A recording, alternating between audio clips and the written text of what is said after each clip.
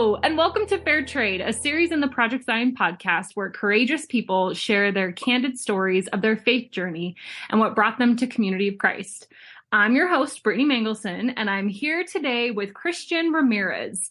Now, we just recently had his wife, Heidi Ramirez, on a Fair Trade episode, and so I'm really excited to have Cristian on today. So, Cristian, welcome, and why don't you quickly introduce yourself? Hi, Brittany. Thank you for inviting me to this podcast. So I'm very excited to be here. So I'm Cristian Ramirez, and as you mentioned, my wife joined Community of Christ July of 2022, and that's how I got introduced to the Community of Christ. But a little bit about myself: I live in Orlando, Florida. And I am originally from the Dominican Republic, but I have spent more than half of my life in the U.S. I got to this country at the age of 22 back in 1995. You can do the math there, and you'll know how old I am. For about 30 years of my life, I was a member of the LDS Church, and then about 2 to 3 years ago, I kind of left that church. So that's a little bit about myself. We have 3 kids. The youngest is about to go to college, and that's it. Awesome. Well, I'm really excited for this conversation. We recently spent a little bit of time at World Conference together, and I spent most of our time together laughing. So Cristian is a hoot and very funny, and this should be a great conversation. So let's just dive right on in. So how was church for you growing up? Did you grow up religious? When you lived in the Dominican Republic, were you active in any sort of congregation or spiritual life? What did God look like for you? Just start talking about your early years. For sure. So I grew up in a home where we were Catholic, but not really active. So that was the tradition that I received from my parents, and that my parents received from their parents. But we were not really active in the Catholic Church. We would go to church maybe for certain events, maybe for Mass, New Year's Mass or something, or maybe somebody in the family, passed away, so you went to Mass because they would do a Mass to remember that person. Very little church attendance as I grew up, but at home we were expected to not really join other churches. So as soon as we showed interest in other churches, like, I don't know, evangelical churches or even the LDS church, actually, that I had before I joined, I had 2 encounters with missionaries.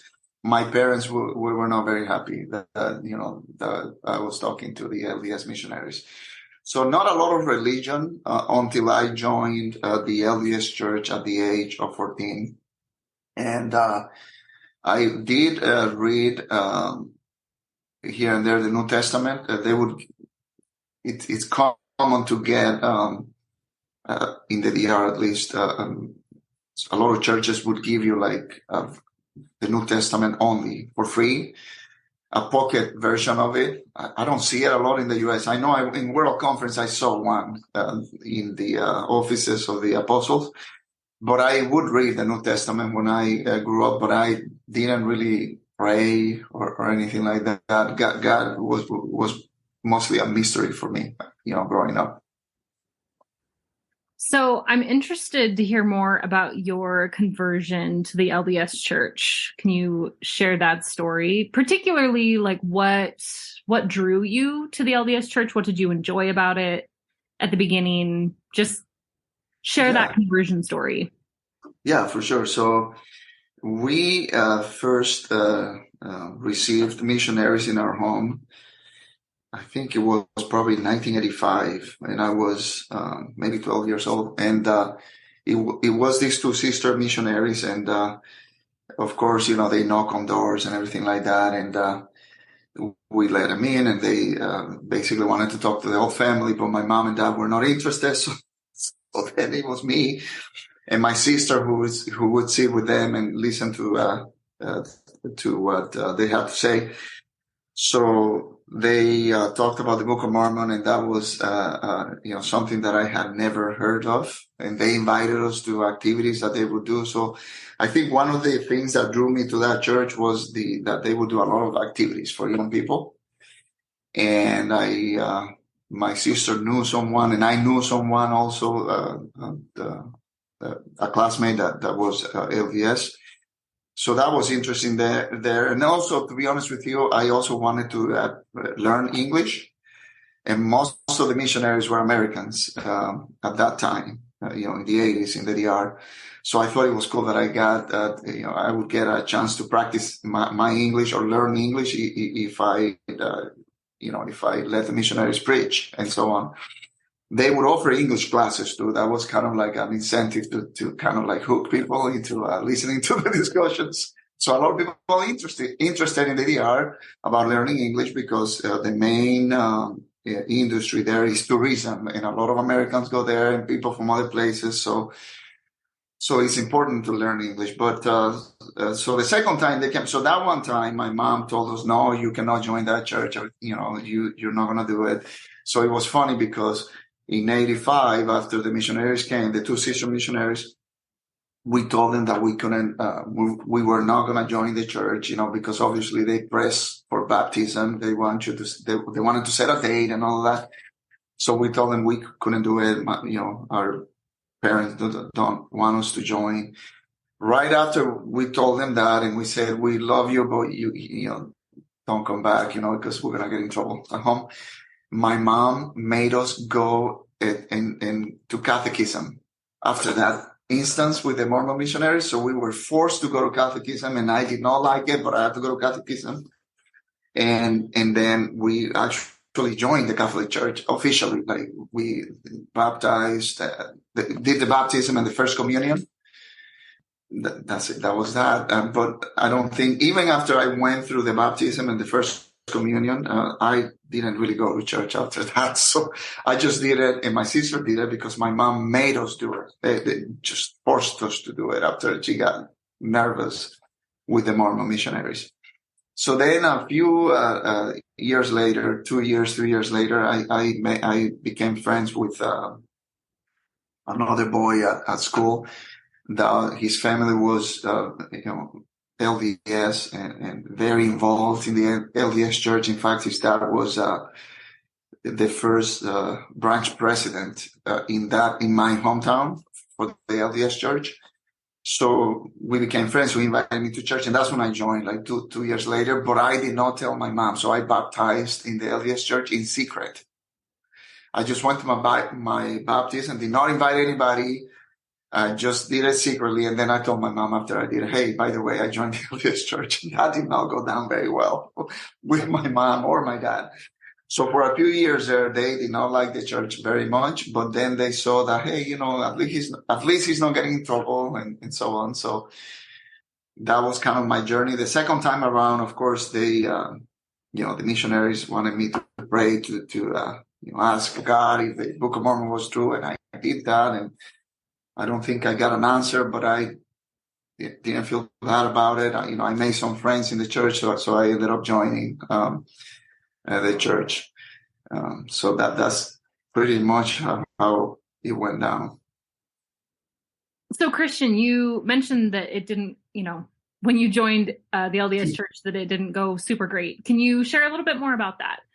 How did those conversations go? Yeah, so I think my parents they had fear, right? Because the Mormons in the DR are not really seen as Christians. And also, you're gonna find this kind of funny. A lot of people in the DR back in those days, and even today, they think that Mormon missionaries are basically CIA spies. So, that it's a plot, that they're there because the U.S. government sends them to spy on the Dominican the people. To understand that, you really have to understand a lot of history, right? Because, the U.S. is always the big nation, powerful nation, right? And it has a colonialist past as well, right? Like in Cuba, Puerto Rico, and other places. And then over the 20th century, the U.S. sent troops to different countries, like including the DR, a couple of times, and other places in South America, fighting communists, in the name of that, fighting communism and so on. So there's a lot of distrust sometimes. It's not like the Dominican people don't love the American people. They do, but they distrust the American government, oftentimes. So in my family, they were not, I think they had that distrust, especially my dad. My dad totally thought that they were spies, the missionaries, And also he thought, my dad particularly, that I was going to, that my studies, like, my homework and all the things I had to do, my homework assignments for school, were going to suffer because of my involvement at school. And so that was one of the main tensions between my dad and I, that he always thought that, oh, you have to focus on school. You can't focus on that church. And pretty much that was it. The time that I would spend, because as you know, the LDS church requires a lot of time, right? So there are a lot of meetings, a lot of things you do. So it was an ongoing social tension, the time that I would spend at church. Thank goodness I don't think my performance at school suffered at all, but I had that pressure all the time that my dad felt like I did, he didn't want me to be involved and so on. But then little by little, they realized that I wasn't really getting in trouble. The main thing was the time, the time investment, seminary, getting up early. They didn't understand that stuff. Like, why do you have to get up so early to go to that, So I think at some point, or to some degree, I think my dad particularly thought that I was being brainwashed and indoctrinated. I think, I don't know that he articulated it that way, but I think he felt that was the case. Thank you for sharing all of that. I think it's an important part of your story, because so often when we talk about faith transitions, we talk about that tension when you leave Mormonism or whatever church, you were coming from. However, joining the LDS church initially can also cause friction. And for those of us, who were, like, I was born LDS, I know your wife was as well, we haven't experienced that tension on that side of it. So you joining the restoration movement had that, at least some sort of breakdown in maybe trust, communication, understanding with your family. So yeah, thank you for sharing that. If I may, I would like to add one more thing. There is persecution too, because when you join a church like the LDS church, that's quite different than the other Christian denominations. People they mock you, honestly. Like they make fun of you. They do all these things, right? So I had to endure all that. So like I remember the first time that I wore a tie to go to church. That's not something that boys do in the DR, right? Wear a tie. That's, I remember that you walk in my hometown. You would walk from point A to point B. There was a car in my house, but a lot of people don't have a car, right? So you have to walk a lot. And I remember that I had to basically we lived at the end of the street, so I had to really walk through the whole street to go to church. And boy, that was hard the first day I wore that tie, because my friends were making fun of me. And it's not pleasant. I was just a 14-year-old boy, right, with the tie, and people, what are you doing wearing that tie? Mormon, you're a spy. Or, things like that. And then it gets easier, but there's a little bit of that, right? Oh, you don't drink, or, there's some persecution. Yes. Not physical aggression, but people, you're not very popular if you join a church like the LDS church in the DR. Maybe things have changed now, but when I joined in the 80s, it wasn't fun to be Mormon. Oh, sorry to hear that. So I guess just keep telling your story. So I'm curious to know when you moved to the States, how you met Heidi, what the timeline of all of that was, and then how your religious life continued. So just keep sharing your story. For sure. So, I continue to go back to the time investment in the LDS church because it's heavy. It's a lot, right? So as I grew up as I continue to get, go from adolescence to adulthood and everything like that, there were so many things I did in the church because it was so small in the DR. So everybody had a job, a calling to do, and it was busy. Like, I helped with a lot of different things, teaching or doing the financial side of things, like, being a financial clerk, very young too. It's just, there's not that many people. The congregations were so small. So I did so many things. And then, of course, at some point, you are expected to go serve a mission. That's what you're supposed to do when you get to the correct age. So I decided I was going to go. That was another point of a lot of tension in my house, especially with my dad, because he wanted me. I went to college for a year, and then I stopped that to go serve a mission. And then my dad wasn't very happy with that. And my mom wasn't happy because she never understood why I cannot see you or why can you not call home? And those were the days where you couldn't call, only during Christmas and Mother's Day, I think. So I decided to go against their wishes. I did it. And I got assigned to go to to serve a mission in the DR, but the northern part of the country, because I'm from the southern part of the country. Anyway, so before I served my mission, I was about 18, 19. I met Heidi, my wife, because she was a missionary there in the Dominican Republic. And she was actually friends with my sisters more than me, obviously, because I was a boy and they're not supposed to be talking to boys too much. All the rules that LDS missionaries have to abide, obey and so on. So I got to meet her when she was serving there in my hometown. And that was a key moment, right? Because we met. And then when I went on my mission, she wrote to me a few times.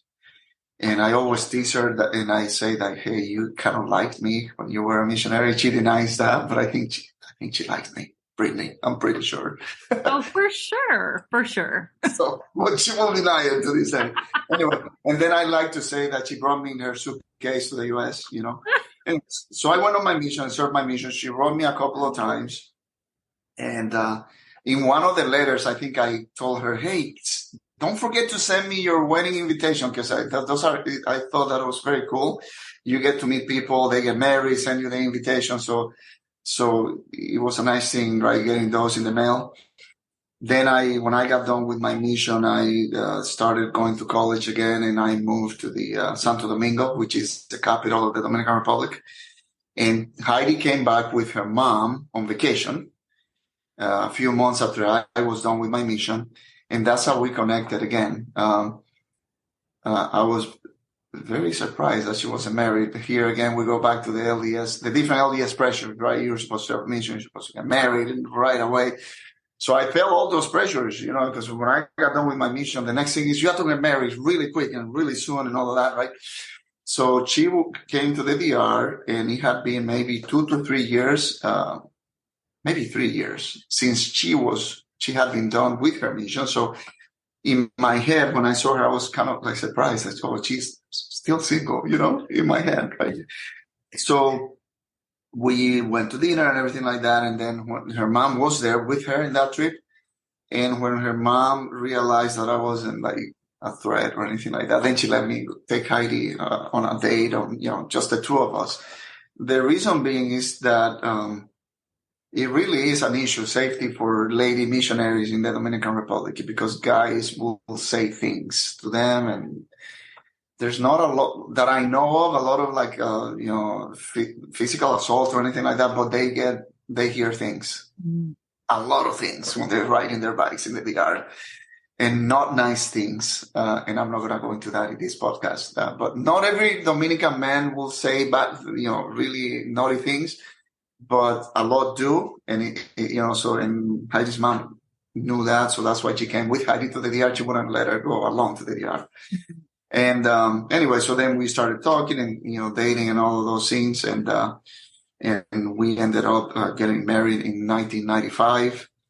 It was a long distance, kind of relationship for a while there, for about 9 months, I want to say. So if you think about it, it was a very quick. Now, when I look back, I think it was quick. Like, we didn't really know each other that well. And then in a period of 9 months, then we get married. So we did that, right?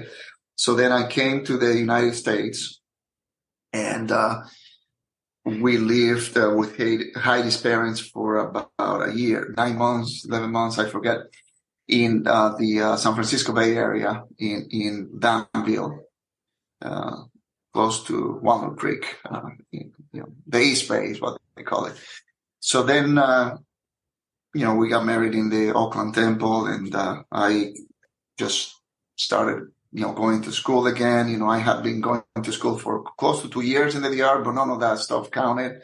So I had to start college again when I came to the U.S. That's how I got to the U.S. And we were very poor for a long time. She was because she was a teacher, and she was the basically the breadwinner for a long time, until I, was able to get done with my education. And then after, I got done with my associate's degree, I went to a community college in the Bay Area. Then I went to a Catholic school to finish up my education, St. Mary's College. They have a program where you go once a week for like a year and a half, and then you wrap up the last 2 years of your education, so that you can then get a bachelor's degree. So that's what I did. I would work during the day and then go to school once a week at night, and no breaks. You just go to school for about a year and a half. It's for working adults, a program for working adults. And then after I got done with that, we moved to Sacramento, and we had our first kid, Tino, who is getting married next week. So that's kind of like how I ended up in the U.S. And I'll just say one more thing in pause, but there are a lot of Dominicans in this country, but not where I was. Mm-hmm. They're in New York City, Boston, the Eastern Seaboard, that side of the country. And I ended up in the West, right in California. So it was, I know this is about religion, but the culture shock was huge for me when I came to this country. I knew the language enough to go to college and not have to take English classes, but it was, it took me a while to get used to living in America. Maybe a good 2 years, I would say. Yeah, well, I actually was going to ask about that, because I know that within Mormonism, there's this idea that the church is the same everywhere you go. And so when you leave your home country and you're part of a religion that claims that it's the same everywhere you go, I was wondering if that helped at all in your transition to living in the States. Was that like constant, or was that community what kind of helped settle some of that cultural shock, or did that impact it at all? Great question. Looking back, there was, I guess, to some degree, I found a community, but to be honest with you, I felt more comfortable with Americans that were not Mormons than with Americans that were Mormons, to be honest with you. So, with some exceptions, right? I think we attended a congregation in Sacramento for about 4 years, where I felt really comfortable, but that wasn't the case in other congregations that we attended, English-speaking congregations, because of course the LDS Church had their Spanish-speaking congregations and so on. So, oftentimes it was very uncomfortable. I really felt foreign, and I was made to also feel foreign, I was even called a laymanite. Yeah. That kind of stuff in jest. I don't think the guy meant it in a bad way, but I didn't like it, No. So they, the political situation too, right? When I got to this country, I didn't know much about the politics, but then I started forming my own opinions, and I felt like you had to fit a certain mold in the LDS church. You have to be conservative. Mm. Means you have to be Republican, and so on. And I did not align with some of that stuff. And I did not align with some of the things that were said in Elders Quorum, because to be honest with you, a lot of the things I felt were, some of the things that were discussed were from the perspective of someone who was white, Republican, and male, there's this mold. And so it was really hard to be in Elders Quorum oftentimes.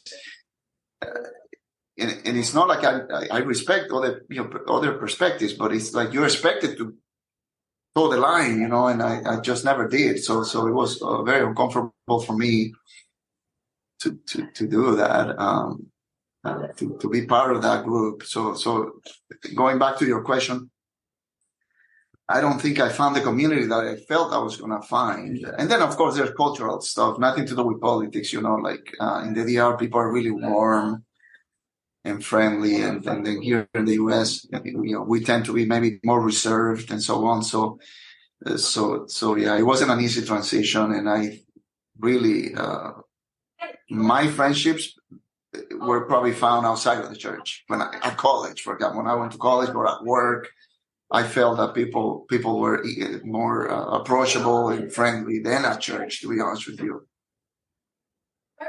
Yeah, thank you for sharing that. I think that it's a really important perspective that gets out there, because this idea that, if you convert to this one true way of thinking, then that means that it's going to impact your politics, it's going to impact your worldview, and then you'll, conform to the group think, if you will. And if you're coming in with an international perspective and you're getting to know the landscape of American culture, and then you recognize here in the States within Mormonism, that means that you must adhere to this. And even in joking, take something like the Book of Mormon and the Lamanite community and have that put on you, even in joking.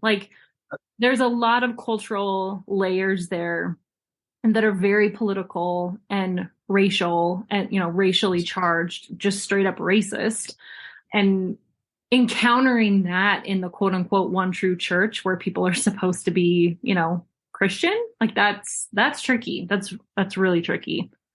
I felt that, and I cannot prove this, right? I don't have evidence. I can just tell you what I think, but I felt in certain cases, when I had the positions of leadership in the LDS church, that some guys, I'm talking about men particularly, it did not sit well with them. Like if I'm asking a guy, because I was in the Elders Quorum multiple times as a leader, right? I would go in and ask him about the what do they call those? The interviews you do, the personal interviews and so on, where you ask him about if they're visiting their families and all that. Some guys were not very pleased. I felt that I was asking them those questions, right? That they had to report to a brown guy. I felt that sometimes. I don't know. Maybe it was my impression. I cannot prove it to you, but it felt like they didn't like being told what to do or by a brown guy. Oftentimes, if they ask you to introduce yourself, when you go to a new congregation, some people will be shocked when I said that I work in technology because they felt like maybe I worked in construction or something. All these stereotypes of Hispanic people. Oh, you cannot be in technology, right? Because you're Hispanic. You need to be in the hotel industry or you're a landscaper or you're in construction and so on. So I run into that kind of stuff all the time. Not very comfortable, very uncomfortable, to be honest with you. And then the political stuff, oh my gosh, all the jokes about it, we'll let you in. That's okay. You're a Democrat. We'll have to put up with you. The constant comments about politics. And actually I got into a few arguments, to be honest with you, here and there, where I just, couldn't take it anymore. But there was one time, I have to say this, it's not representative of my experience in that church. People ask me, did somebody ever said anything overtly racist to you? And the only time it happened, it was inside of the temple. Yeah. Where this guy, we were working, my wife and I were volunteers, and he asked me in Spanish, if I was a wetback. What does that even mean? It's a derogatory word that you use for Mexican people because there's the Rio Grande. Oh my gosh. And so some people swim to cross the border. So that's a derogatory thing, right? So he asked me inside of the temple in Spanish, right? And he thought it was funny. Wow. So I confronted the guy and we had, and I said, you need to be more respectful. You don't know me. You don't know anything about me, and you shouldn't use that term and all those different things. And so this guy thought it was funny to say that, And there was somebody from his group, because they were part of a group of kids that went. I mean, he wasn't a kid, but he was with a group of kids that were doing, baptisms and so on. The leader of, I don't know if it was a bishop or who it was, he came to apologize to me, but in the temple of all places, right? You run into this kind of thing, right? So, yeah, I don't think I try to forget that incident, but it was just awful, Yeah. Well, and again, I could probably rant about this for far too long, but let alone like the plight of the refugee, the plight of the downtrodden, the plight of those who are the most vulnerable. As Christians, one would think that you would be compassionate towards that, not turn it into a derogatory slur that in, supposed God's house, like the Lord's house, you're going to turn that and weaponize that against someone like that. That is a horrifying, absolutely horrifying story. And I'm really, really sorry that happened. Yeah, no, thank you. I moved on and everything like that, but I was pretty upset, and so was Heidi too, and so were, to be honest with you, giving credit to the whole party. The person that spoke to me was just, he couldn't say sorry enough times, They were so embarrassed, right? That this guy said that, and that he thought it was cool to say that, and it was funny to say that, and so on. But yeah, the racial situation was very uncomfortable. I heard other comments, in meetings and things, so it was just a source of discomfort for me the whole time I was in that church. Things that would be said, right? I remember in Orlando, somebody said something about this group of kids, and he had to specify that the kids that did it were Hispanic, right? And we were in Elders Quorum, and there was a guy that's not Hispanic, and he got up and he got so upset at the comment that he called on the guy and said, like, why do you have to say that they were Hispanic? If it would have been a group of white kids or black or whoever, brown, yellow, well, why do you have to say that? You don't have to say that. Just say the story with, this guy. So I was, there were things like that I saw that were good to see and I was going to say something, but this guy stood up and said it for me, right? Well, things like that, stereotypes about, like the whole stigma about welfare, right? I heard leaders, they think that only Hispanic people get welfare and black people, not white people. And you have to set them straight and say, hey, stop that, Anyway, it was just, it was just uncomfortable, Yeah. Constant tension, it sounds like. Constantly. Yeah. If you attended a English-speaking congregation, that's the stuff that you have to deal with all the time. Stereotypes, people questioning your authority. Sometimes if you're in leadership roles, I felt that it's because I was brown. I don't know, that's how I felt. Or people expecting you to fit the mold, right? Politically speaking, or to think like everybody thinks, just a lot of tension. in the, what is it? So I was here 95 to in the 20 plus years that I attended the church in the U.S., the earliest church. Yeah. And I'm assuming that once you started doubting the truth claims of the LDS church, I mean, all of your very lived experience with racism within the church was probably, I mean, I'm sure that it like came to light even more, and, recognizing that there are in the LDS church, there's real cultural and even doctrinal that, the LDS church tries to ignore, but justifications for that racism. Past leaders have said horrendous things, and that culture, like those points of doctrine then turn into culture. When you talk about the Book of Mormon, when you talk about, the curse of Cain, et cetera, et cetera. So now I guess let's move into your faith transition. What were the things outside of the obvious racism that you experienced that made you start questioning and made you really examine your experience and faith within Mormonism? Yeah, so I can talk about a few of those, a handful. So I think the thing that bothered me the most about, the LDS church, being a member of it, the last 10 years I was a member, or even I think I started having difficulty with some of the doctrine actually in 1999, starting in 1999. I'll start with that, right? With the position of the church towards the LGBTQ plus community, right? Because in 1999, I was living in California, and we were told that we needed to contribute money and time for I forget the number of the initiative. There was an initiative on the ballot for gay marriage, to ban it or to not allow it. I forget what it was, right? So we were told that we need to contribute financially. We have to go and campaign for that. And I had a lot of trouble with that. I did not like that at all, right? I didn't understand why the church wanted to get into that. I felt like it was this community that was once persecuted, the Mormons, right? Now we're persecuting another community, right? The LGBTQ plus community.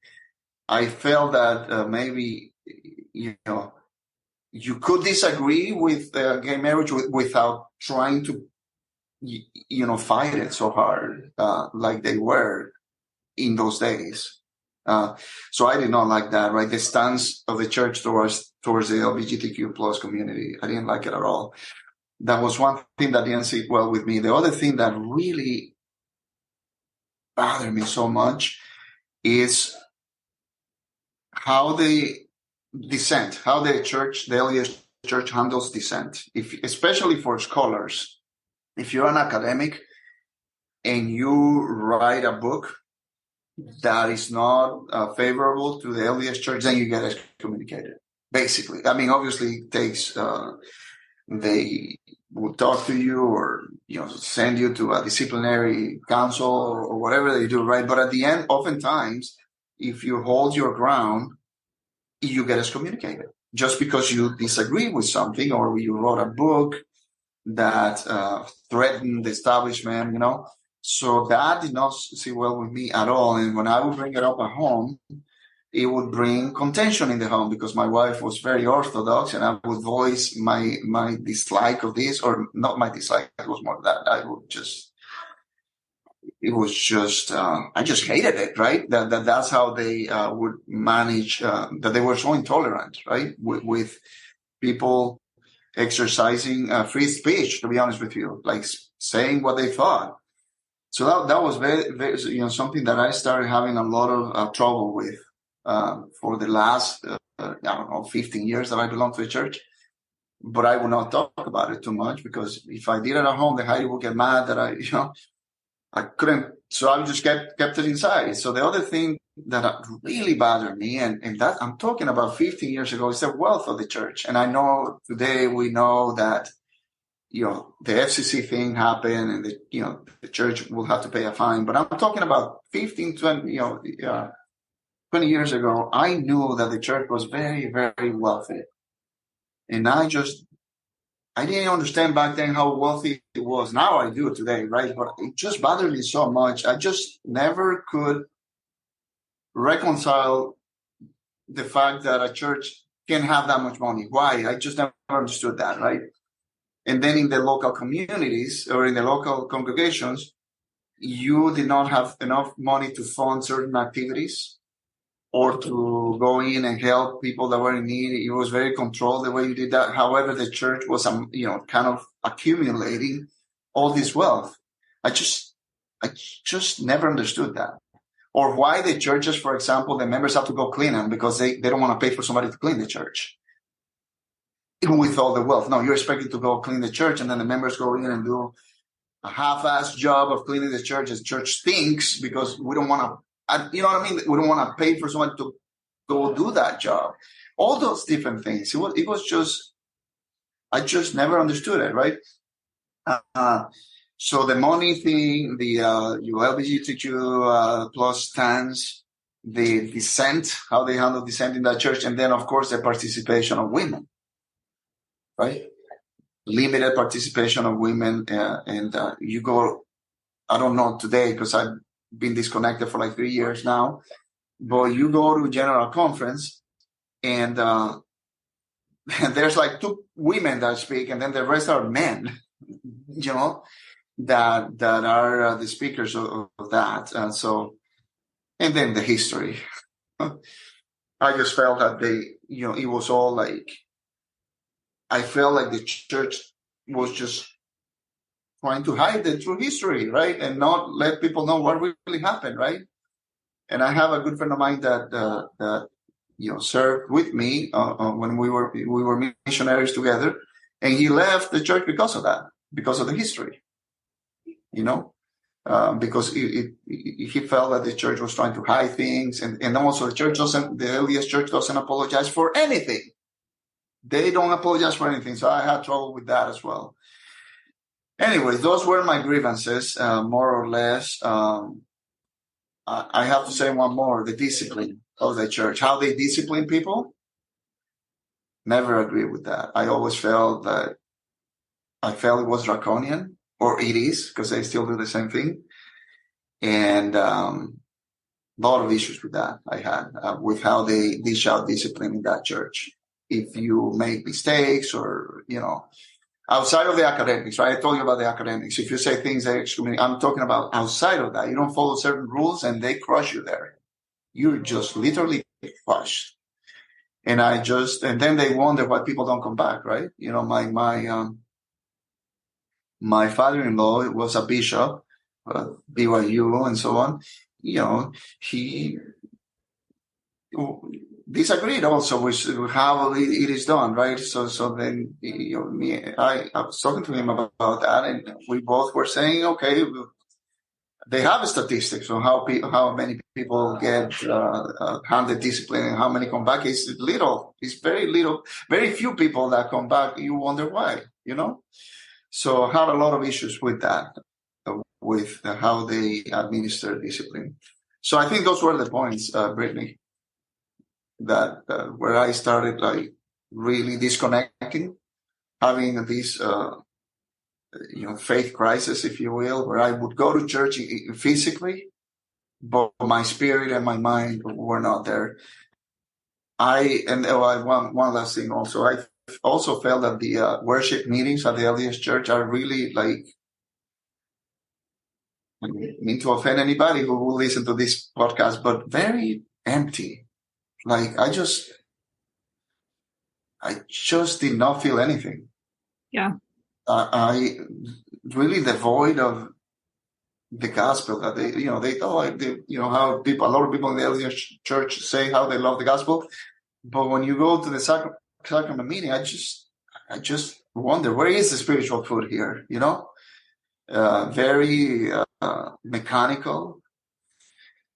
You talk about a lot of things that have nothing to do with Christ in sacrament meeting. It's really, I don't know how I did it for so long. I know I did it for so long to keep the peace at home, that's why I did it. But I was so disconnected for so long, and my body was there in the church, but my spirit and my mind were checked out like years ago.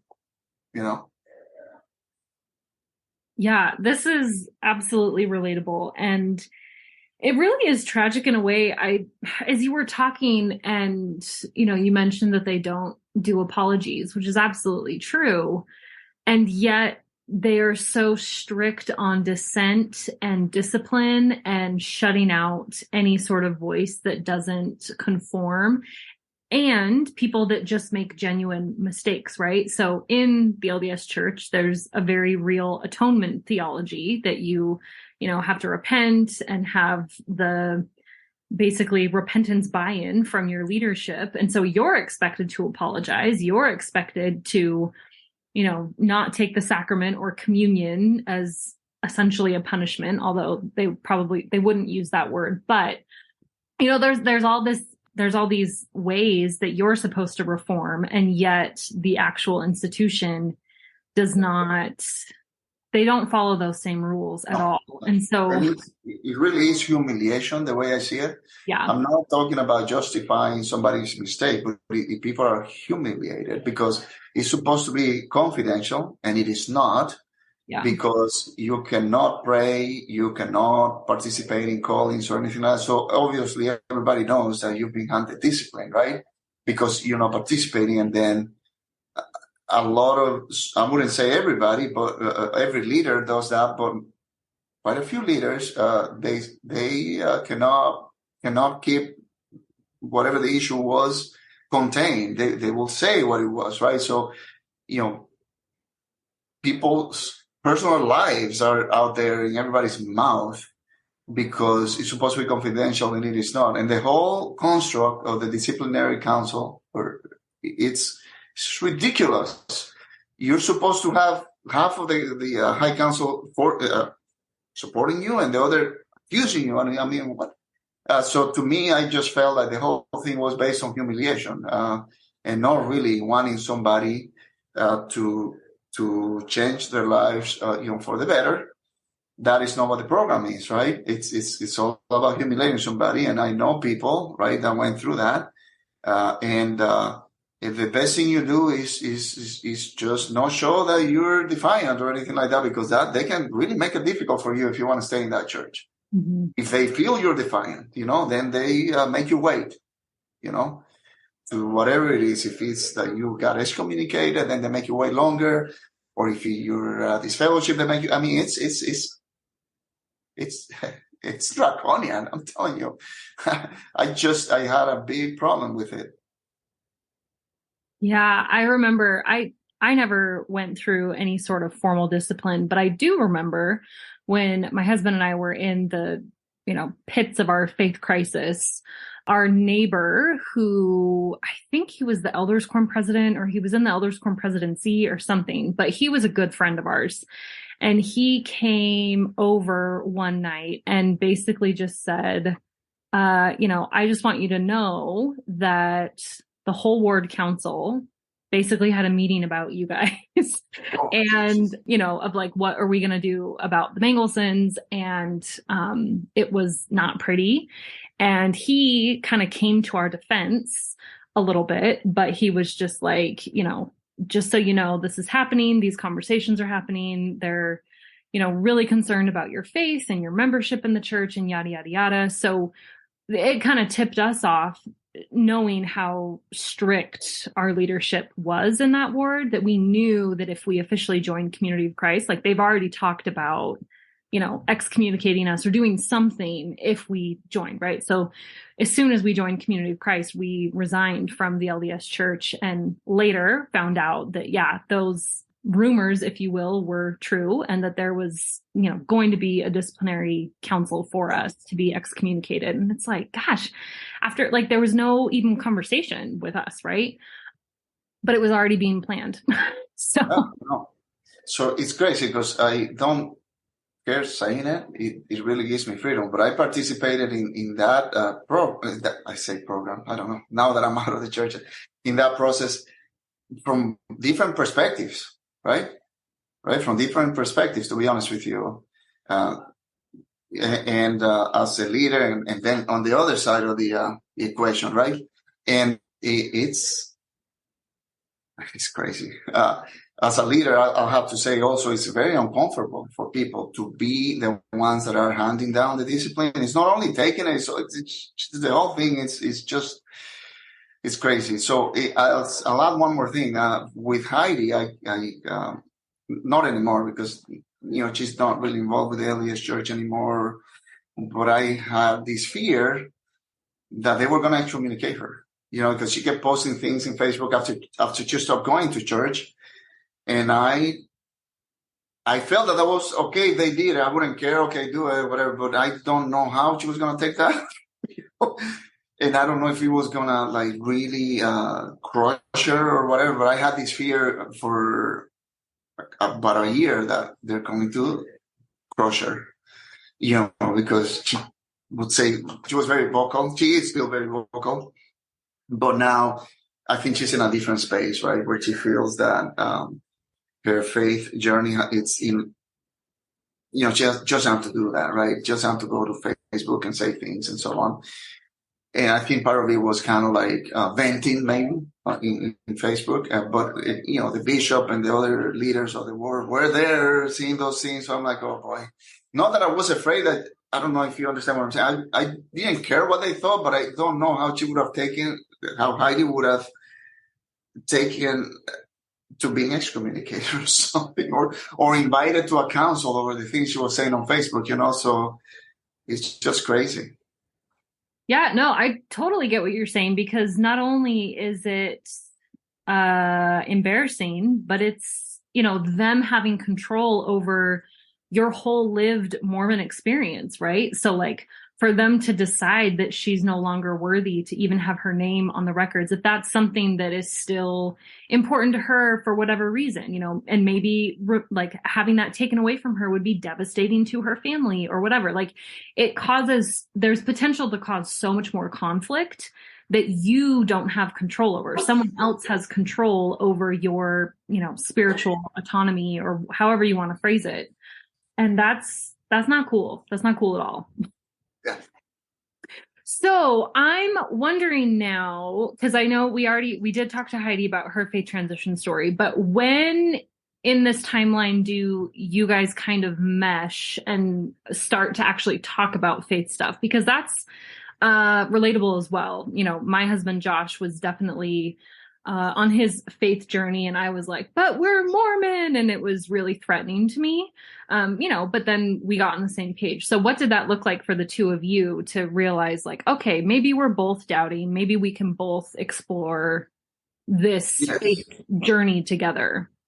Yeah, that's a great question. So I think, I mentioned all the different disagreements I have with the church, the wealth, the LGBTQ plus stances, the discipline that they, the disciplinary program they have, all those different things. But in Utah, we lived in Utah from 2017 to 19. And it had nothing to do with the church. The reason we were there is because of Heidi's job. She used to work for JetBlue, got transferred to Salt Lake City. And I work remotely, so I can work anywhere in the continental U.S., right? So we moved there because of her job. And in those 2 years we were there, one of our kids, the middle one, Mateo, we have two boys. Tino is the oldest. Mateo is the middle one. And then Sarah, the youngest. He came out as gay. And we, I kind of suspected for a long time since he was little that he was gay, but, I was just waiting for him to tell us, right? And I think he was a little bit afraid of telling us because he wasn't 100% sure if we were going to accept him. He felt we would, but he wasn't sure. So he did it by text. And he said, I got to tell you guys something. And we said, yes, tell us. And he did it on his birthday. Also, he was 14, I want to say. And he says, I like boys. That's how he came out. He says, I thought it was cute. I like boys. And then I said to him, and we love you. So there's nothing wrong and nothing's going to change. And that's how it goes, right? So he was crying when he wrote the text. He was just so scared, but then he was so relieved, right? That so what? When he came out, so what? But we love you, right? We support you. Nothing changes. But at that time, 2018, I want to say, we were still trying to go to church and make it work. Well, me, I was checked out, to be honest with you, in 2017. I went to church because I wanted me to go to church, and I felt like I just go to church, right? But Heidi was, and I know this is about me, not her, but she's still trying to make it work. Well, it's just very hard to make it work, as we all know, right? So my son, he got in those 2 years we were there. Towards the second year, he got to the point where he was suicidal. He had suicidal ideation, and we had to take him to the University of Houston, the hospital there, where they have a mental health clinic, or where he had to go there because he kept saying he was going to kill himself and all those things. So he was there for about 4 days, and some of the things were triggered because of what happened at school, because he was told that he was going to go to hell and all those different things right after general conference. Some kids, told him, you're gay, you're going to go to hell and all that, because he was openly gay, right? People knew that he was gay, and he wasn't shy to say, I'm gay. I felt like I can then, I felt like I had the freedom to talk more about my disagreements with the church, right? I saw an opening there because, of course, Heidi, you started to having a lot of doubts about the church. And our last 2 to 3 months in Utah, we did not even go to church, right? And we moved back home to Orlando, and we again attempted to go back to the local congregation, but it was different than before, right? We would go to church, but we were almost on the brink of being out. We were still going through the motions, and Heidi still was trying to make it work, and she felt like she can be an agent of change from within. And I kept telling her, I don't think that's going to work. She would go to church and cry at church and at home when she got done with church, and it was just so hard. And so we started having really honest conversations about our involvement in church, and I just told her, I don't know how we can sustain this. It was impacting her health, physical health, mental health, all those different things. The pandemic basically was a good thing for us because in the sense that it gave us the space to really disconnect. Now that there were no physical meetings that we were expected to go to, it was just timely, right? I think we would have left the church anyways, but I think it would have taken longer. But with the pandemic, it was like, okay, this is the chance. And that's when we really disconnected, right? We went to a few meetings here and there after the pandemic, but my last meeting that I attended was October 2000, the year 2000, October of the year 2000. And I went to church, and it was not a worship service. It was a leadership meeting, and I never done that, but before. But in the middle of the meeting, I got up and I said a few things and left in the middle of the meeting because I was so upset. And it was a first for me. We were in this meeting, and there was a guy, one of the counselors to the bishop, that was saying that if people did not show up at church, that's when they were trying to get people back to church at the end of the year 2000 with masks and so on, if they could. He was saying that if people don't come, it's because they don't have enough faith. And that's when I just had it. I went off on that guy. Of course, I didn't curse at him or anything like that, but I really just told him, just stop right there. You just shut up. Stop. right there. You don't, like in fact, it's probably worse than I'm telling you now. And I said, you don't have the right to say that. Who do you think you are to say that?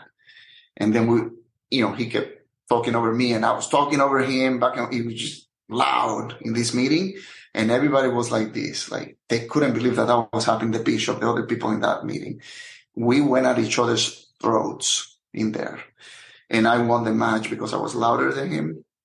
In the sense, I was really loud, and I say, "Be quiet. I'm going to talk. Listen to what. Don't say a thing." I say, "Who are you?" Right? I have a wife that has long COVID at home, and you're saying that she doesn't come because she doesn't have faith? How dare you say that? 200, and at that point, the number was 200,000 had died because there were no vaccine. Now the number is, I don't know, 1 million, whatever, right? How can you minimize that, man? Are you crazy? Like 200,000 people have died, and you are talking about faith here? I think I even went personal, to be honest with you, which was awful. But I think the last thing I said, you're ridiculous. And then I got up and left. And that was my last meeting at the LDS church. And then, of course, we patched it up, me and the guy. He apologized. I apologized for going personal because I think I told him you're ridiculous, and he's a neighbor of mine, and he's a good man. Honestly, he's a good man. But what he said in that meeting, it was unbearable to me. We patched it up. We've since gone to lunch a few times. No grudges. I'm telling you, I don't have any grudges. I don't have any grudges. But it was just a moment that I just felt like I'm not going to sit down quietly, and I'm going to just go with a bang. And that was it. I went with a bang. And I got calls from so many people that day that they felt terrible, right, about the whole thing, that he said that, and that was my last interaction, right? So I told Heidi, I ain't going back to that church. I'm done, right? And so she was fine with that. And then I resigned. When I say resign, I don't know what I mean is I had a call, and I said, I'm not going, just release me. And, I'm not going back and everything like that. That was January of 2001. And that was it. Then after that, I was just trying to convince Heidi to not be a change maker because she thought that she can do it. And I was just trying to tell her you can't. A lot of honest conversations, and also with my oldest son, who is a devout member of the church. I had to tell him, look, I had a long conversation with him once, and I said, look, you got to support your mom. When with her leaving the church, this is not good for her. And my son was on board, so I thank him for understanding that and supporting, his mom. He even attended her baptism virtually and everything like that. But yeah, those were, I think we kind of, long answer to your question, but I think we kind of were able to have honest conversations, and I was able to finally speak my mind with Heidi when my son, came out of the closet. That was the opening there. Yeah, and I think that, in 2020 and 2021, when church had shut down and churches all over the place were trying to figure this out, and the political tension was so high, and I think that it helped people maybe take a step back and look at what the benefit of religious community was in their life. So for you have this kid who is fundamentally not accepted in the Mormon church and has experienced that to the point of wanting to self-harm themselves, and seeing that in very real time of, the religious indoctrination and things like that, with your wife trying to be a change from within while she has long COVID. I mean, meeting her, I remember one of the first things that she was posting about was all of her issues having COVID, and she had COVID months and months before, but she was still dealing with the impact of it. So it just seems like it was the perfect storm, right? So you've got this frustration because of how the LDS church has treated your kid, and how it's tormenting your wife because she wants to be, the change and she wants to make it better. And yet she has no power, like you had said earlier, to actually make change. And then to have faith be weaponized in the midst of the pandemic. And I do appreciate, that you said that your neighbor was a good guy, and because those situations, can be awkward, especially when you are neighbors. But I think that situation also speaks to the larger culture. And your neighbor, the guy you were talking to, he was just probably feeling some of that same angst, and couldn't control the culture himself, and was kind of speaking the party line, if you will, not really recognizing how it hurt people. And he really expressed that to me, and I appreciated that. And he is, he really is a nice man. But yeah, he said what he said, but he expressed that to me later. He told me what I said was so unthoughtful. I was just careless, the stuff I said there and everything. I try to be more careful in what I said. When we left the church, then Heidi discovered, Community of Christ, and I think that's documented in one of your podcasts. First, she started attending the Beyond the World, the online congregation, and I would listen on the side, and then a few things, and I just could not believe that church, COC, had a common beginning with the LDS church. For the longest time, I could not reconcile that, right? I just couldn't see how these two organizations had the same root, So I started listening to John Hamer. Did I get the name right? Yes, and then Leandro and so on. And then one day she wanted to go to the congregation here, and I went in Orlando, and I went mostly out of curiosity, because I'm very curious. It was an anthropological experience or attempt for me, not really religious. I just wanted to go see what this church is all about. And then I was pleasantly surprised at so many things when I went there for the first time. I don't know where to begin. Guys wearing shorts at church. Older men serving the sacrament. A meeting that was really relaxed and not driven by protocol, like so methodical, like the LDS sacrament meeting is just everything is calculated, and and there's a huge emphasis on reverence. It's so much, right, on reverence, and here you can feel a great spirit too. You feel great, and you hear about the gospel, but you don't have that pressure on you have to be reverent and all those things. So it's less structured. And of course, all the women running the show, right, in this congregation that we went to. But the thing that caught my eye the most was the joys and concerns. I told Heidi, I just thought that was just spectacular. That you go to and I still do today, that you go to a congregation and that part of the service is devoted to listening from people that are sitting there about their everyday lives, right? So that was just unbelievable to me, right? That people, would go in and say all these happy things that are happening, and then not so happy things that are happening too, And I love that it was 1 hour. I'm not going to lie to you. Like the one, well, actually there's two meetings. I know that there's two things, right? And I have been to other worship services, and I don't see the push to, it has to be a certain time, because that's the other thing, sacrament meeting in the LDS church doesn't mean early. You have to fill the hour. If somehow the speakers are done, then the bishop comes up or whoever to talk about to fill the hour. I didn't see that in the Community of Christ and congregation here in Orlando. And then the other thing too, no one is trying to proselyte. Gosh, what a relief! You can go there and you don't have that pressure. To the point that I told Heidi this recently. I said, I'm not a member of COC, but I told her, like, I was LDS for so long, like 30 years.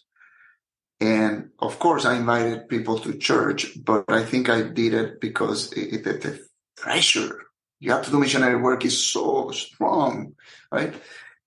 And sometimes, honestly, I didn't invite them because I didn't feel comfortable having them there. Like I didn't want something to happen to, something uncomfortable happening to them. Honestly, that's why I didn't invite people to go to church sometimes. And I would refrain on the missionary work and take a shield pill on that because I felt like some of my friends would not feel comfortable there, right? And it is a compliment to COC that I told Heidi the other day, I can invite anybody I know to COC. And I can extend that invitation just fine and feel okay and having them come and, and sit there and listen to stuff. So that's how much I like this church, anyways. Well, I would say that you are a great missionary for Community of Christ, and you are very enthusiastic in all of the interactions that I've had with you and the way that you're able to articulate who we are. You've got us figured out, which is pretty good. And I just relate so much to everything that you've said, this idea that like, how in the world did these two denominations have a common start, right?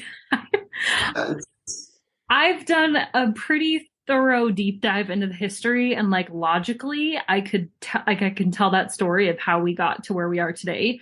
But every once in a while I'm like, really? How did this happen? I don't know. It's crazy. Like I was telling my daughter, Sarah, who is not, she's, I don't want to say anti-religion, right? But maybe she is anti-religion, right? After what happened to her brother, especially because what happened to her brother. Yeah. And the pressures that we receive, or that Heidi mostly receives from her parents, Sarah's grandparents, that I was telling her the other day, I said, Sarah, the COC church is nothing like the LDS church, like, because we've invited her to go with us and she refuses, and it's okay. We're not going to force her or anything like that. But I just told her the other day, you have no idea, Sarah. It's like completely different. And then finally the other day she listened after we came back from World Conference. She was asking questions and she's like, can you drink? And I can tell now that she's more, okay, maybe I'll go one day. Because I told her about World Conference and what we did there and, how the service was and everything. And so I cannot say enough to her and Mateo, my gay son. I also tell them, I say, you have no idea. This church is like, you guys are going to be blown away if you go to a service, because what I think they're expecting to see some Mormonism, COC, because of the common roots. And I said, oh my goodness, there is nothing like that. I just told them. And I continue to be, just pleasantly surprised, right, by the church, to the point that Heidi told me, I had no idea. When I went to World Conference, I guess I was talking to three apostles, and I had no idea. And I had zero idea. Like, I forget the name of this gentleman. He's a historian also, and I'm an apostle. Mackay. Yeah. I had a full-on conversation with him for like 15 minutes when we had the Seekers pizza party. And I had no idea. Neither he made any attempt to tell me I was a leader in that church. So Heidi said, who do you talk to? I said, I'm just talking to this guy. I didn't really talk to too many people because then we have to go to the Peace Award. And then she's like, he's an apostle. I'm like, what? And I like it that way. I really do. I had no idea. And then we go and Charlie Carter, his wife, just got, I don't know if released is the word, she got released from she stepped down. And he gave us a tour of their apostle offices. And I was talking to this other guy and I had no idea either that he was an apostle, because we just had a conversation about Orlando and his English or Welsh, I forget, from the UK.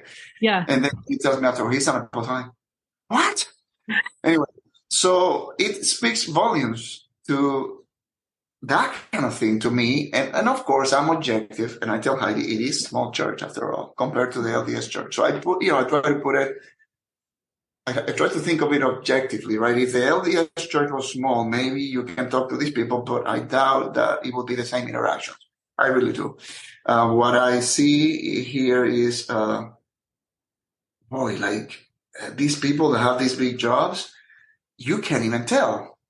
And to me, that is a great thing, right? We went to a queer service, worship service, Harmony, the organization Harmony that put it together, or I don't know if they put it together, but they were talking about Harmony there. And also there, I was surprised that two apostles were the ones that were administering the sacrament, right? I had no idea. I'm like, who are those people, Heidi? So it's just so awesome to see that. I have to tell you, I'm an outsider, or not an outsider. I feel like I'm part of the community, even though I'm not an official member.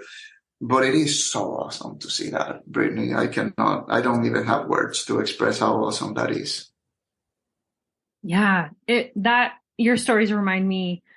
World Conference 2019, I had an old Mormon neighbor that was just in town in Independence going to various church history sites. And she contacted me because she knew I was in Independence and she wanted to come see the temple. And I'm like, oh yeah, I can come show you the temple. And we met in the foyer. And this was like the first or second day of World Conference. So like tons of people are going crazy. So we met in the foyer, and Barb Carter came walking down the stairs, and, I hadn't seen her in a couple of years. We hug. It was great. And then I introduced her to my neighbor, and she did not introduce herself as an apostle, but she's like, oh, can I show you around? And so Barb took us a little bit, and she was, giving her a little bit of a tour. And I mean, it was brief because Barb had somewhere to be, but she stopped and, gave us a little tour. And then after Barb left, I said, that was an apostle. And my neighbor was like, what? Blown away, right? She was totally blown away. But she was really appreciative that a woman was an apostle and that she would stop and give a little tour, and also not lead with her authority, and, just wanted to keep things relaxed. And this is Brittany's neighbor, and this is her friend Barb. And it was just totally relaxed and chill, and, a really good experience for all of us. So the culture is definitely different in Community of Christ. Yes, it is. It's just the other thing I was going to say. I spent a lot of time feeling, so imperfect in the Mormon church because of the, all the expectations, right? To be this certain person, right? That you're supposed to be.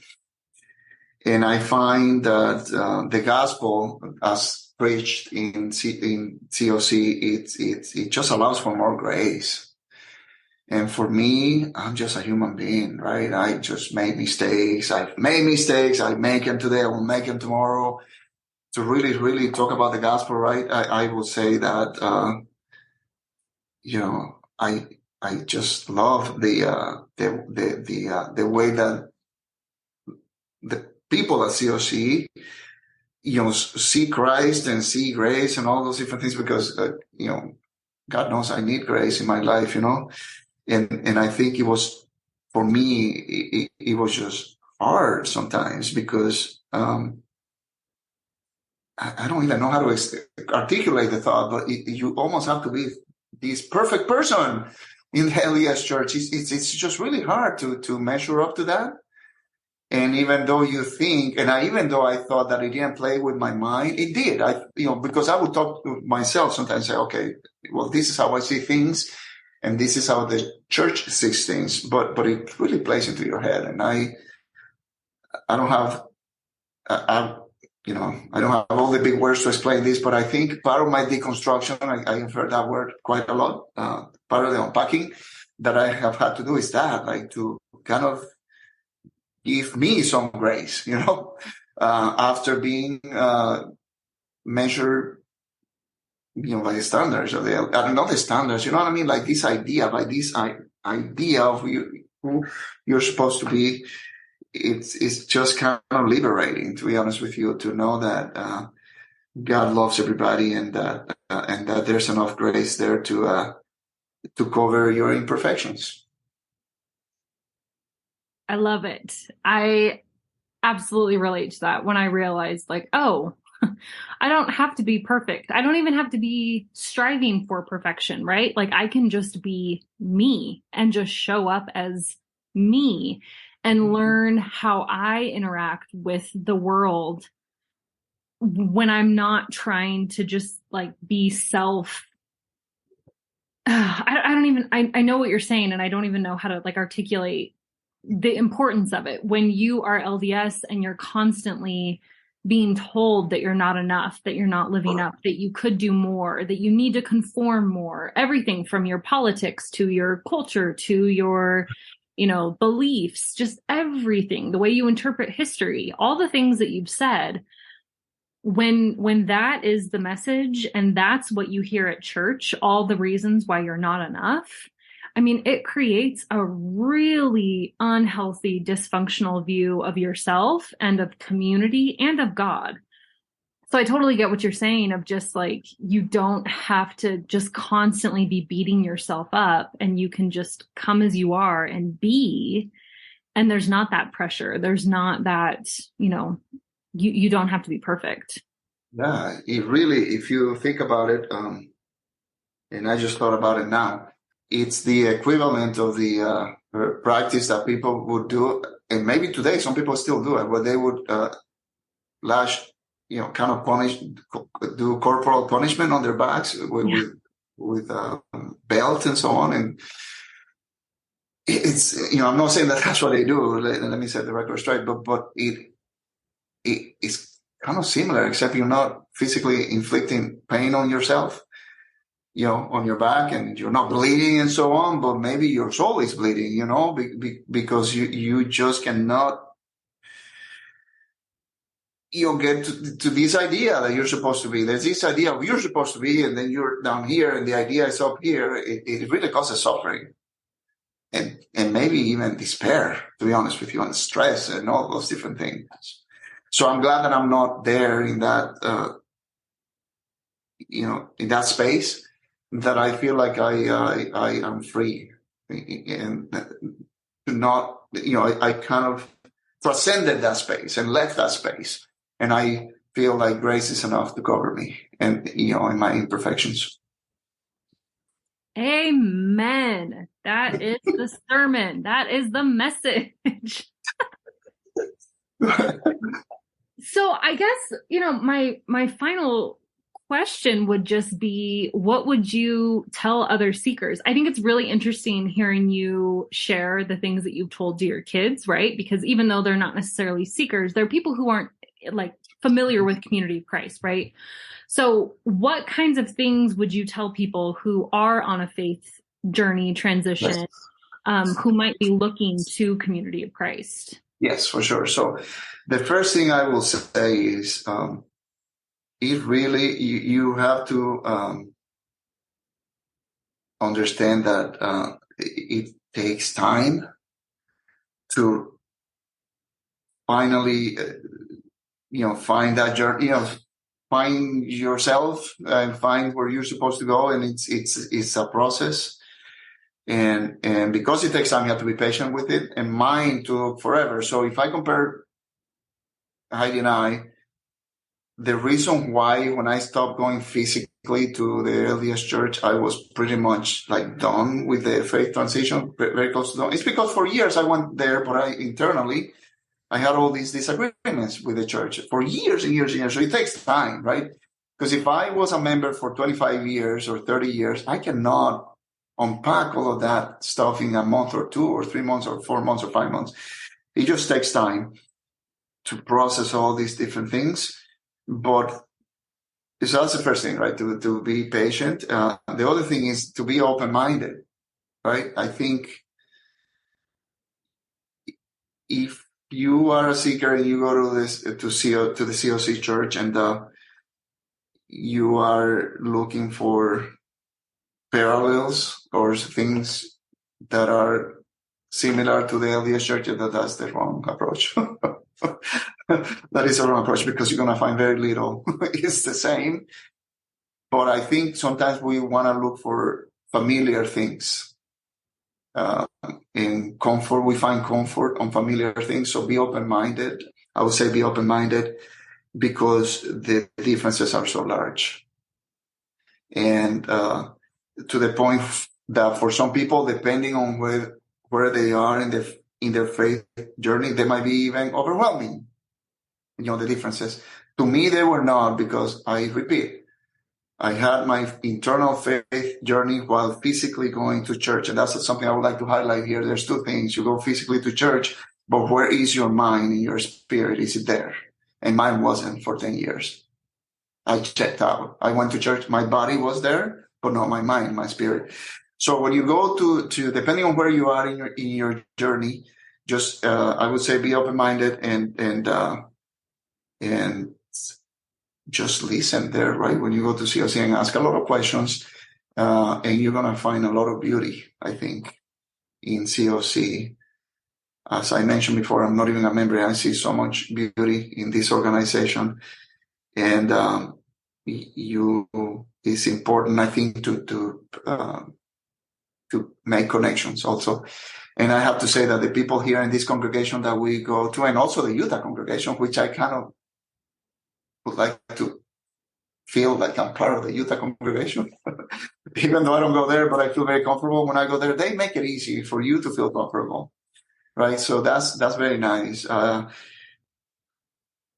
If you're LDS, don't expect a program for everything you go to the LDS church. I went to World Conference. I was expecting programs everywhere I go. So now what we're going to do? Now what we're going to do? It's not like that. And I've been learning that little by little. Even when I went to that Seekers party, I thought there was going to be a program, like somebody was going to speak. And so I was pleasantly surprised that it's more, as you guys say, about community, right? Making friendships and all those different things. So that's going to be a big shock to Seekers, that a lot of the things that Community of Christ does is not really, there's not a program behind it, or, this structured thing that you have to follow is really relaxed and so on. So making connections is important. We went to lunch a few times with some of the folks in the congregation. They invited us. I actually went to lunch with some of the people in the Utah congregation after the service, with Carla and Tyler and other folks. So those were the best meetings for me, because sometimes it wasn't even about religion. It was talking about other stuff. Actually, just really funny things, actually. Carla is very funny. Okay, she is funny, and I did not get to see the two of you together, and that was probably a good time, because the two of you are both very funny people. It was a riot, that lunch, when Carla and Tyler was there and Michelle was there. Anyway, so those are the things I say. Be open-minded, ask questions, listen, give us some time. Don't get overwhelmed by the differences, because there's so many differences, and it's just amazing, right? And so that's what I would say. I love it. Very, very good advice. And I definitely, I was just actually talking to another seeker earlier today who was kind of in that program mind of, like, well, what do you do about this? And what about this? And what do we teach this? And I was like, okay, we're definitely not as structured as what you're used to. So there's not this like correlated plan that, you have to walk through. And yeah, that is a big cultural shift for people, because they're always just expecting to be, there's a purpose that brings you further into Mormonism, everything, where Community of Christ is just like, we want to just be with people. Yes. I just thought about something I would like to add. So, I travel a lot for work, used to at least. Now I travel more for leisure. And when the pilot says, you get in the plane, you're about to take off, and I can do a pilot impersonation what I want, because they all say the same stuff. But when they say sit back, relax, and enjoy the flight, that is what I encourage other seekers to do. Sit back, relax, and enjoy the flight. You're not the flight attendant. You're not the pilot. You just sit and watch the movie unfold and enjoy the moment. That's what I would say. What a good analogy. I haven't heard anyone say that before in all my years doing these interviews and working in seeker ministry. So brilliant, though. That's a really good That's how it is. Enjoy the worship. Listen to the messages. No one is going to ask you to go and visit 20 people after the service is over, which is not a bad thing. I'm not saying it is a bad thing to visit people, but you just go there to enjoy the word. That's what it's all about, right? And I felt like I didn't get that before, and I get that at COC. I'm enjoying the word, gospel, right? And so, yeah, so I thought about that analogy, and that's what it is, really. Mm-hmm. Yeah, absolutely. Cristian, this has been a really fun conversation. And I actually do end these usually just by asking if there's anything else that you didn't get to say, any final thoughts that you have that you weren't able to get out during the interview. Not really. I think we cover a lot of ground, and this podcast is going to be long. So maybe. I don't know. See, that's another thing too. If you would have been a different, if we were under a program, you would have said, "Okay, we got 2 minutes." But another example of CLC, right? The thing went until it ran out, right? We covered what we needed to cover, and that's the end of the podcast. So another example of not having that structure. That to me, sometimes it's just not that great to have a structure in spiritual matters. You need to let things run the way they need to run, right? Just flow, right? The flow. So I don't have anything else to add. Thank you for having me here, Brittany, and it's been great talking to you. Absolutely. Thank you so much. And I will just say really quick, I don't think these interviews ever get too long because we're just trying to provide a platform for people to tell their stories because other people identify with your story, right? So folks are going to hear your story and see themselves in your journey and hear your experience. And I really feel strongly with these faith transition interviews that, more is better because we've all been through something similar. And maybe our reasons for leaving the church of our birth are different, or the church we, spent like you decades in.